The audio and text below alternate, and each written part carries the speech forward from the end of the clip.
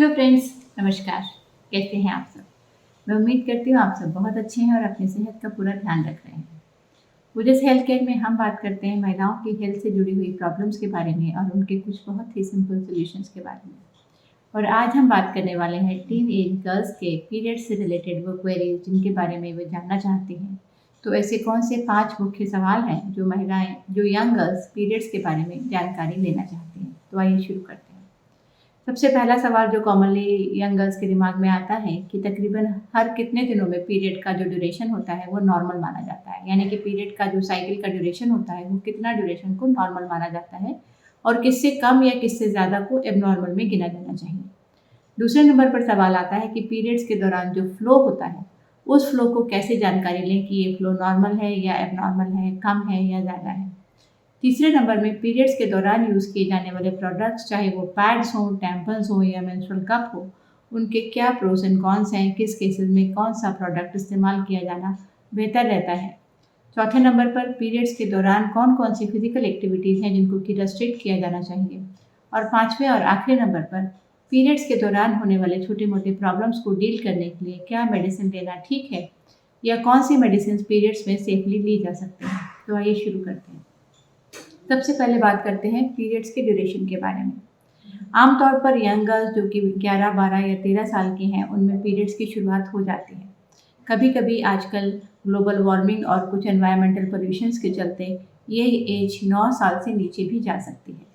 और अगर किसी लड़की को, किसी यंग गर्ल को अगर पीरियड्स 8 साल से कम की उम्र में आ रहे हैं तो ज़रूर उन्हें अपने डॉक्टर से इसके बारे में कंसल्ट करना चाहिए। यंग गर्ल जो कि 10, 11, 12 या 13 साल की उम्र में है उनके पीरियड्स एकदम नॉर्मल यानी मंथली पैटर्न पर आमतौर पर नहीं आते हैं। कभी कभी पीरियड्स थोड़े जल्दी आ जाते हैं, यानी कि हर 10, 12 या 15 दिन में पीरियड्स आ सकते हैं और कभी कभी पीरियड्स कुछ डिले भी हो सकते हैं। जो normal cyclical duration of period होता है वो 25 से लेकर 45 डेज तक वेरी करता है, लेकिन ये साइक्लिकल पैटर्न यंग गर्ल्स में आमतौर पर लागू नहीं होता है। यंग गर्ल्स में पीरियड्स का जो एग्जैक्ट ड्यूरेशन है वो सेटल होने के लिए 2, 3 या 4 साल का समय लग जाता है। तो यानी कि वो लड़की जिनकी पीरियड अभी 10 या 11 साल पे शुरू हुए हैं उनके लिए बिल्कुल भी ज़रूरी नहीं है कि पीरियड उनका बिल्कुल डेट से आए या किसी फिक्स पैटर्न पर आए, क्योंकि शुरुआत के दिनों में हार्मोन्स इतने मैच्योर नहीं होते हैं तो पीरियड्स एकदम रेगुलर समय पर आमतौर पर नहीं आते हैं। यहाँ पर ये बात ध्यान रखने की है कि अगर पीरियड्स जल्दी जल्दी आ रहे हैं तो ज़रूर यंग गर्ल्स को ट्रीटमेंट के लिए जाना चाहिए, क्योंकि अगर लगातार और जल्दी जल्दी और ज़्यादा ब्लीडिंग हो रही है तो शरीर में खून की कमी और कमजोरी जैसी शिकायतें आ सकती हैं। वहीं पर पीरियड्स अगर ज़्यादा दिनों में आ रहे हैं, यानी 2, 3 या 4 महीने में आ रहे हैं तो बहुत बार किसी भी ट्रीटमेंट को लेने की ज़रूरत नहीं होती है। पर यहाँ पर एक बात मैं ज़रूर बताना चाहूँगी यंग गर्ल्स को और उनके मदर्स को भी कि आजकल अगर डाटा के हिसाब से हम जाते हैं तो तकरीबन 30 से 40% teen age girls sexually active होती हैं। तो एक ये चीज़ को बहुत ज़्यादा ध्यान में रखने की ज़रूरत है कि कभी कभी कुछ ऐसे अनअवॉइडेबल सर्कमस्टांसेस होते हैं जिसके चलते टीन एजेस में प्रेगनेंसी के इंसिडेंसेस देखे जाते हैं। तो इस बारे में बच्चे और माँ दोनों को जागरूक रहने की बहुत ज़्यादा ज़रूरत है। और कभी कोई ऐसा अनटोवर्ड इंसिडेंट अगर हुआ है तो ज़रूर पेरेंट्स को और बच्चे को अपने ये इन्फॉर्मेशन शेयर करनी चाहिए और हो सके तो एक मेडिकल कंसल्टेशन के लिए तुरंत से जाना चाहिए। इसलिए आमतौर पर पीरियड्स डिले होना नॉर्मल है, लेकिन इस बात को इंश्योर करना बहुत ज़्यादा ज़रूरी है कि कोई अनटोवर्ड सेक्सुअल एनकाउंटर किसी यंग गर्ल के साथ हुआ तो नहीं है। अब बात करते हैं कि फ्लो कितना होता है पीरियड्स के दौरान, जिसको कि हम नॉर्मल मानते हैं। नॉर्मल पीरियड्स के दौरान जो फ्लो होता है वो 20 से लेकर 80 ml तक नॉर्मल माना जाता है। आमतौर पर जो एक रेगुलर साइज का सैनिटरी नैपकिन होता है ये 10 से 15 ml का जो फ्लो है उसको एब्जॉर्ब कर सकता है। तो अगर हम पैड्स की काउंटिंग के हिसाब से देखें तो एक साइकिल में 2 या 3 पैड से लेकर 7 या 8 पैड तक का अगर फ्लो हो रहा है तो इसको हम नॉर्मल मानते हैं। अगर फ्लो 20 ml से कम है या कभी कभी 80 ml से ज़्यादा है तो इसको एबनॉर्मल माना जाता है। लेकिन टीनेज गर्ल्स में फ्लो को कम होने की कंडीशन में कोई ज़्यादा चिंता की बात नहीं है, क्योंकि मैंने अभी आपको बताया कि उनके हार्मोन्स इतने मैच्योर नहीं होते हैं, तो फ्लो का कम होना कोई टेंशन की बात नहीं है। लेकिन अगर फ्लो लगातार ज़्यादा हो रहा है तो खून की कमी और एनीमिया के चलते कमजोरी की शिकायत हो सकती है, तो उसके लिए ज़रूर डॉक्टर की कंसल्टेशन के लिए जाना चाहिए। तीसरे नंबर पर हम बात करते हैं कि कौन सा प्रोडक्ट यूज़ करना गर्ल्स के लिए सेफ रहता है। आमतौर पर यंग गर्ल्स के लिए सैनिटरी नैपकिन सबसे ज़्यादा कंफर्टेबल और इजीली अवेलेबल होते हैं।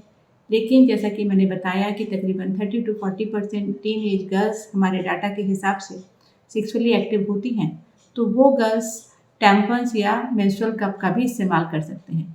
अब बात करते हैं टेम्पन्स या मेंस्ट्रुअल कप में क्या चीज़ ज़्यादा बेनिफिशियल होती है। टेम्पन्स के साथ थोड़ा सा इन्फेक्शन का रिस्क रहता है। कभी कभी अगर टेम्पन वजाइना में छूट जाता है या कभी निकालना भूल जाते हैं तो ऐसी कंडीशन में सेप्सिस होने के चांसेस रहते हैं।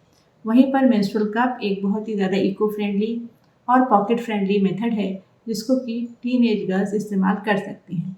तो इसलिए पैड, टेम्पन या मेंस्ट्रुअल कप हर एक किसी की अपनी अपनी कन्वीनियंस पर निर्भर करता है। लेकिन अगर हम इको फ्रेंडली तरीके की बात करें तो मेंस्ट्रुअल कप एक डेफिनेटली बहुत ही अच्छा ऑप्शन है। चौथे नंबर पर हम बात करते हैं कि ऐसी कौन सी फिजिकल एक्टिविटीज़ हैं जिनको कि पीरियड्स के दौरान रेस्ट्रिक्ट करने की ज़रूरत होती है। बहुत बार ये कहा जाता है कि पीरियड्स के दौरान भाग दौड़ नहीं करना है, गेम्स नहीं खेलना है या और सारे रेस्ट्रिक्शंस लगाए जाते हैं, साइकिलिंग नहीं करना है। तो ये सारे रेस्ट्रिक्शंस आजकल के समय में बहुत ज़्यादा मायने नहीं रखते हैं। जहाँ पर लड़कियाँ ज़्यादा एक्टिव होती हैं अपने गेम्स और स्पोर्ट्स को या अपने लेज़र एक्टिविटीज़ को वो पीरियड्स की वजह से पोस्टपोन नहीं करना चाहती हैं, तो ऐसे केसेस में पीरियड की वजह से इन सब चीज़ों को रेस्ट्रिक्ट करने की कोई विशेष आवश्यकता नहीं होती है। अगर कभी किसी वजह से फ्लो बहुत ज़्यादा है तो ऐसे केसेस में सेफ्टी की वजह से 1 या 2 दिन के लिए एक्टिविटीज़ को रेस्ट्रिक्ट किया जा सकता है, बट अदरवाइज़ पीरियड्स में किसी भी फिजिकल एक्टिविटी को रेस्ट्रिक्ट करने की आवश्यकता नहीं होती है। और पाँचवें और आखिरी नंबर पर हम बात करेंगे कि पीरियड्स के दौरान होने वाली प्रॉब्लम्स के लिए कौन सी मेडिकेशन सेफली ली जा सकती है। कभी कभी पीरियड्स काफ़ी पेनफुल होते हैं, तो ऐसे केसेस में पेन को अवॉइड करने के लिए मेफेनेमिक एसिड नाम की एक दवा होती है जो कि मेफ्टाल स्पास या मेफ्स्पास के नाम से आराम से अवेलेबल है, उसको लिया जा सकता है। पीरियड्स के दौरान होने वाले कोई और अगर बॉडीली इलनेस है, फीवर है, कफ है, कोल्ड है, तो उनके लिए जो भी रेगुलर दवाइयाँ आप वैसे लेते हैं वो पीरियड्स के दौरान भी ले सकते हैं, उसके लिए कोई विशेष परहेज़ की ज़रूरत नहीं है।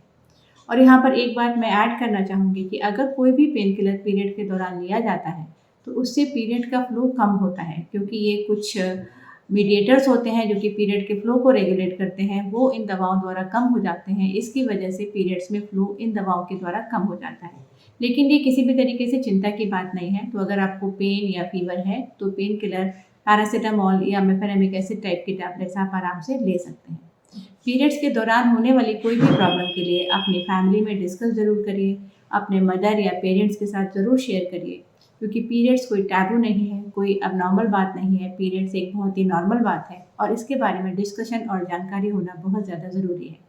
जागरूक रहिए, स्वस्थ रहिए और अगर आपको वीडियो अच्छा लगा है तो इसको लाइक और शेयर करना मत भूलिए। धन्यवाद।